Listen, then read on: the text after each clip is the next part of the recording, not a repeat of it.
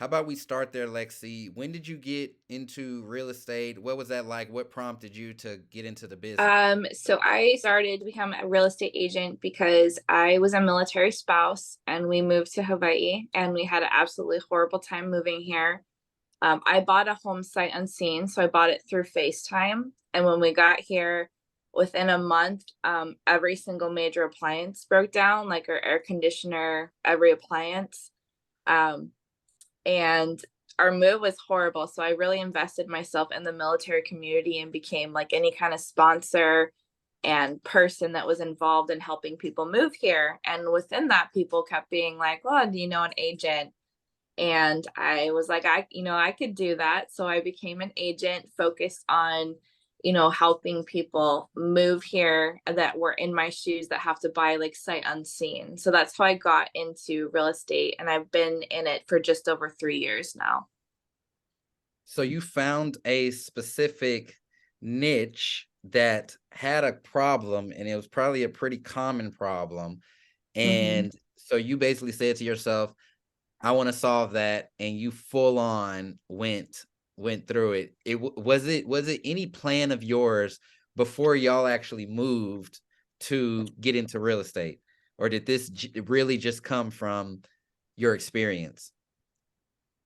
Just my experience. And like I said, people kept asking and I didn't have the greatest experience with mine here. Anyways, I've my first house I actually bought at 21 and my parents flipped houses growing up. So I was very familiar with like the process and had been through it several times. And I was like, no, man, like that would be easy for me to do. Definitely not easy by any means, but yeah, that's how I got into it. Just like there was a big need for it, and I was in contact with so many people that don't have a choice. They're moving here, so they have three options: live on base, rent, or buy a home. So, I felt like my odds were going to be pretty good to be able to help a lot of people. How long after you got into real estate did you join the program? I can't really I remember what. actually joined the program like a month before I got my license. Okay. So Wow. I So Yeah. started early. So I did a lot of research online on YouTube and I found you and I actually reached out to you and talked to you about EXP and kind of I had like a call with you, about EXP and about, what you were doing because I really liked, everything you were putting out online. So that's how I found you. Yeah. Okay. So you got in before you actually were licensed, and which I typically don't recommend people to do because it can be overwhelming when you're getting all this information and can't really act on it.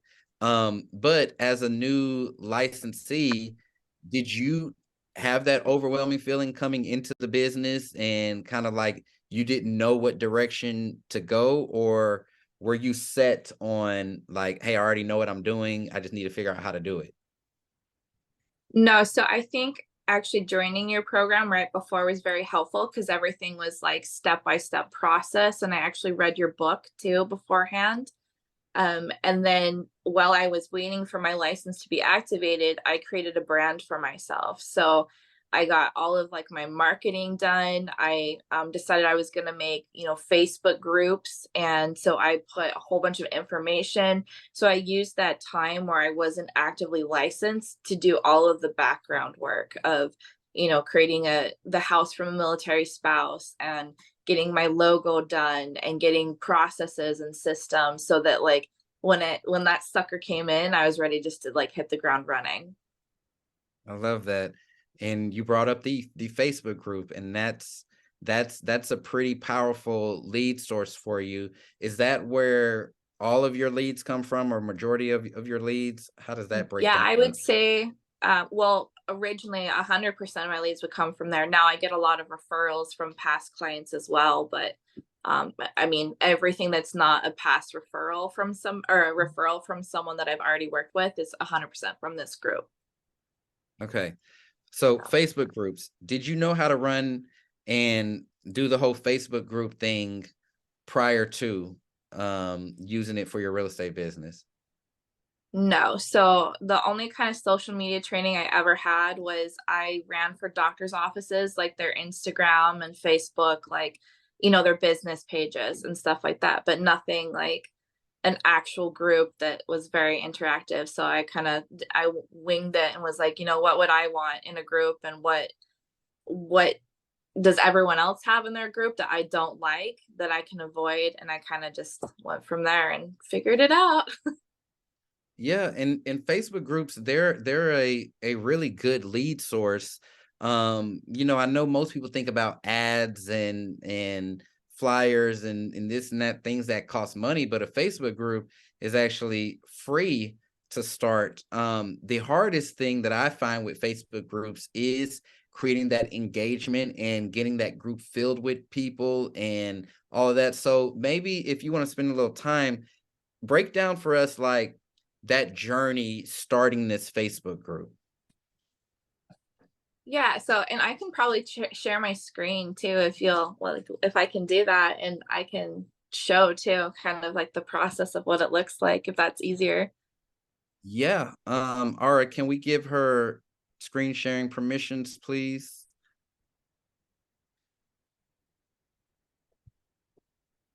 Yeah. Thank you. Okay, let's see. Okay, and I can't see. Is that showing you guys? Yeah. If you want to make Okay, the window bigger yeah, though, so no, you can. bigger. Okay, so this is my Facebook group. Basically, again, it's very focused on military. So I wanted to take all of the resources that I learned of moving here and put it in a group. So what I did beforehand is I put files um, and made, you know, different areas. So like right here, I made it so that people could see houses. I had friends that lived on base film their houses for me, put full information in the group before I even started adding people. So the first thing I did was I added like my friends and the connections I made through, becoming a sponsor in the military, and made the group really full. And then at that point, I had everybody I knew just add military spouses and add, people in the community.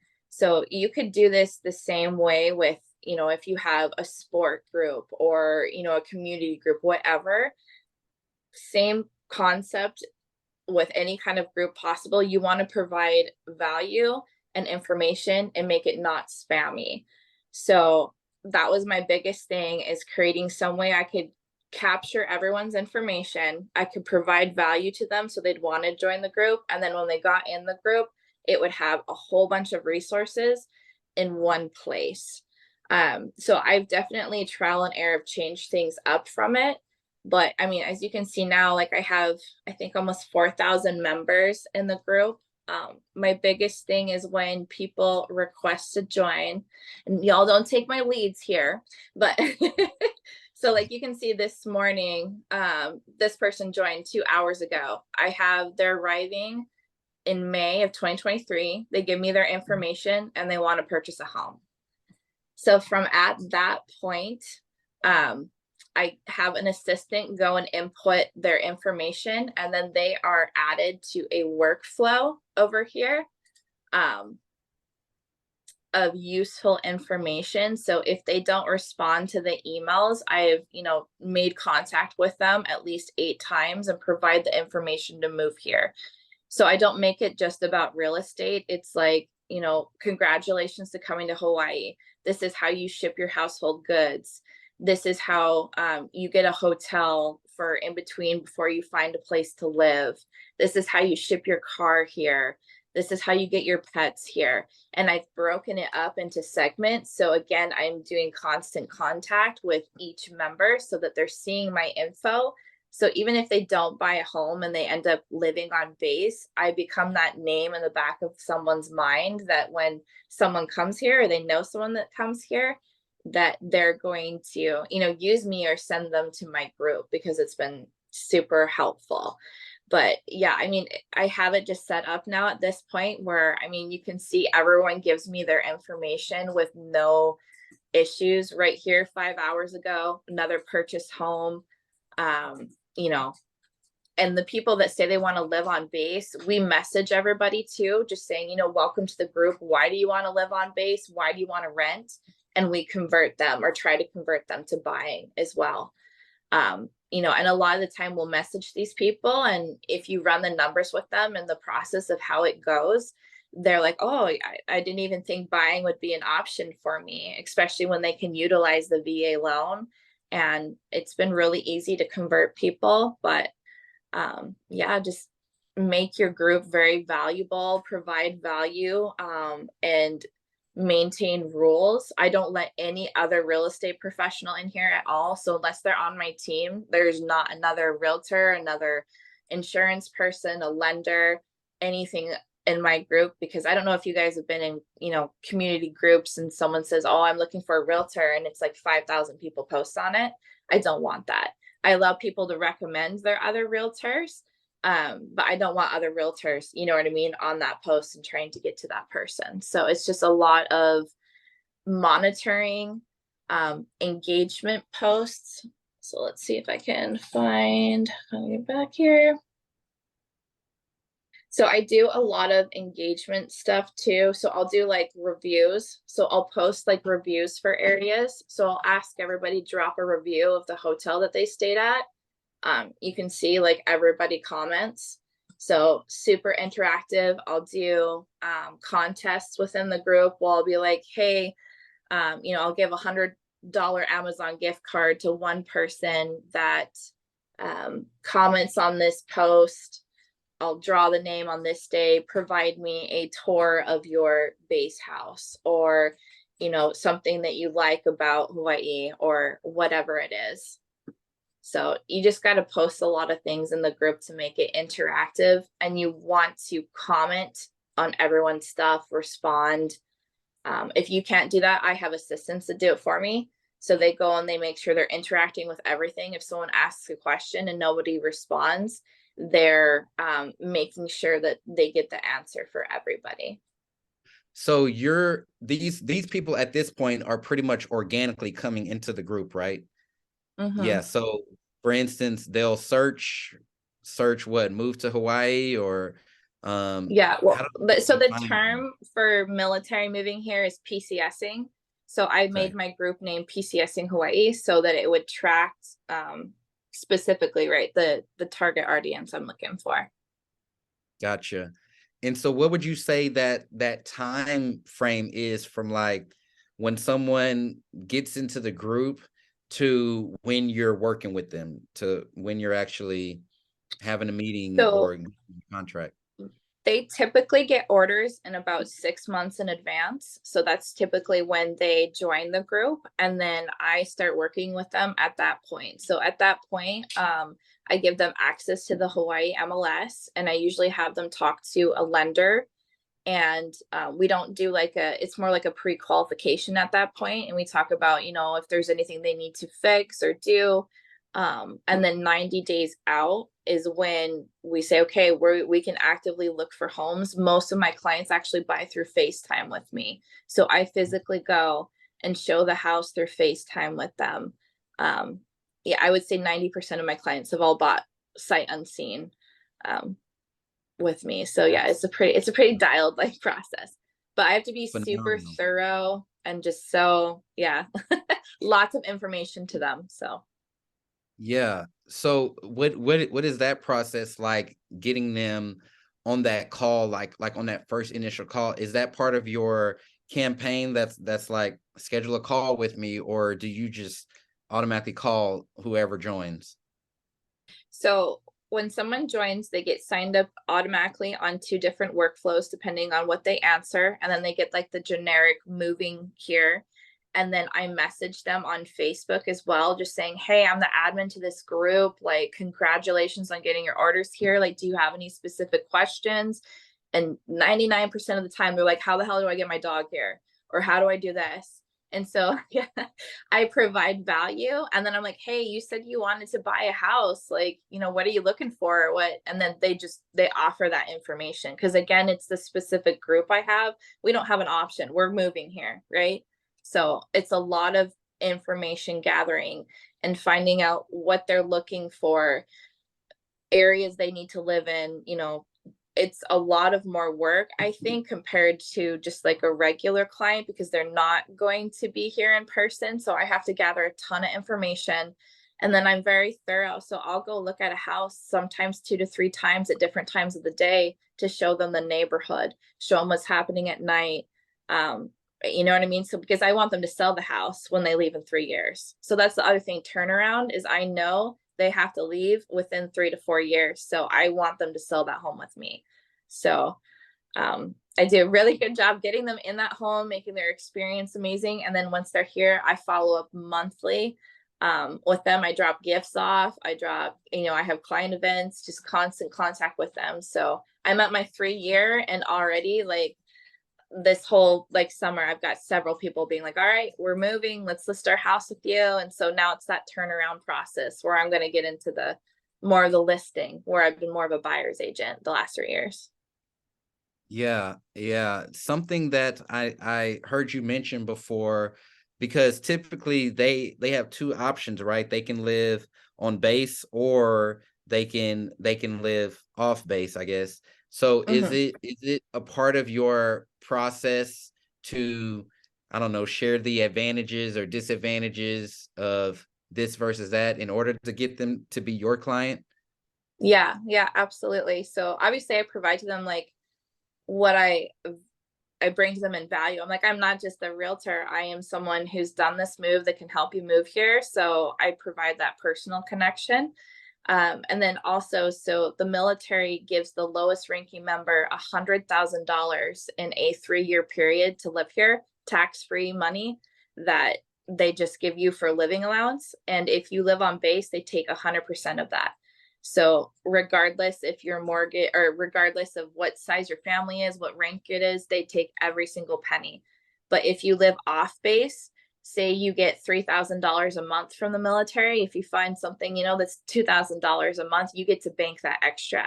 So I talk about, you're giving back to yourself. And even if the market goes to shit, you've just paid $100,000 of the government's money that, you know what I mean? You can either get a little bit back or you've just, bought a $500,000 house. Uncle Sam's going to really like you when you go buy that forever home. It's going to look really good that you just had a mortgage on a, 500,000, $1 million home for 3 years. It helps their credit too. So it's just providing that. I mean, yeah, you can go have all that taken, but why not use that towards, your own benefit? Right. So, Right. yeah. When it comes to your actual group, because yeah, you got to keep that group engaged. You got to keep fresh stuff going in there. Two questions with this. How much time do you spend on that group per day? And then second, how do you continue to come up with like fresh content to put in there? So, I mean, the military is constantly, changing and putting out information because I've put myself in the position in my community by volunteering and, being, they call it a key spouse and a sponsor. So I am directly in with policy procedures, um, in my community. Any information I get gets put into the group. Before, I mean, it was like a full-time job, like having that group, but now I have two assistants that work at least 20 hours a week, um, just maintaining it, putting information in it, and, engaging with people. So it is a constant, going, but I mean, my engagement is amazing in the group and, you know, the opportunity. Like last year, I had so much volume in it that I couldn't even answer to everybody. I gave coworkers people from it because I couldn't Wow. handle. Yeah. Wow.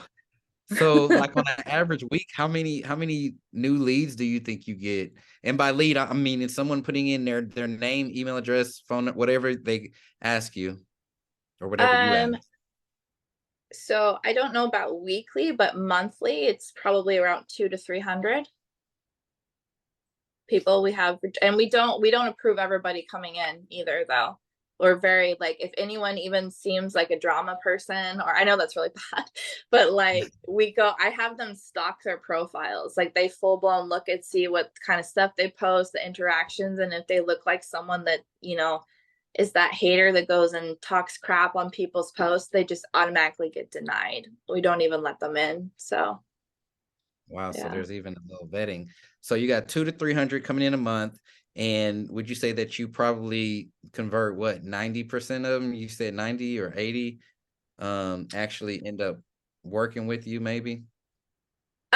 So probably not that high. Honestly, I would probably say about 40% of them actually end up buying because there are other circumstances obviously that go into play, right? Of, everyone's not qualified to buy a home.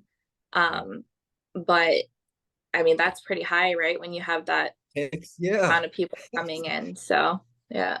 I mean, my Yeah. first year of real estate, I made six figures because of it. So, Yeah. Yeah, and it's, I mean, it's continuously rolling, like that's something that can continue to go on and on and on. And I know that obviously, guys, Lexi's talking about military families, but this can be duplicated in any type of niche if you target it, right? Like the advantage that I see that I know that works across the board is that she has a specific targeted niche slash offer, right? And so she could easily try to be like, oh, buyers to Hawaii, buyers in Hawaii, but I promise you her conversion would go way down and that growth would go way down. But since she's super targeted to a specific niche, let's just say you're targeting new construction in Katy, Texas, like that's even a niche, or you're targeting the healthcare field, or you're targeting a certain religious niche that you're in and you're very familiar with and you know what the people, but nonetheless at the end of the day it's a solid niche, right? And she's not trying to go after everybody for this group. And since it's a targeted niche, she's gone from 0 to 4,000 in the short time that she's had that group, which is extremely difficult for most people to do, right? And so that's the magic of what she's doing and how you can do it in your market or to whatever you're doing, in addition to providing all that valuable information and that content. I mean, you're closing, I mean, you're closing volume from that group, which is amazing, even to the point that you are referring stuff out. And I'm just curious for myself on this. Do you get referral agreements signed? Like, do you refer in exchange for a percentage when they close oh, that? yeah. Yeah. Absolutely. See Yeah. I that? do it for a regular referral. Yeah. Yeah. So look now, so she has the group leads, her actual past clients referring deals, and the group leads that she doesn't want to work or doesn't have the capacity to work, and she's referring that out to other agents. So she's still getting a referral fee from literally on that front end, putting in those hours for this group and maintaining it. And now you've expanded, you have assistants, so you're scaling it, and it is running a full real estate business.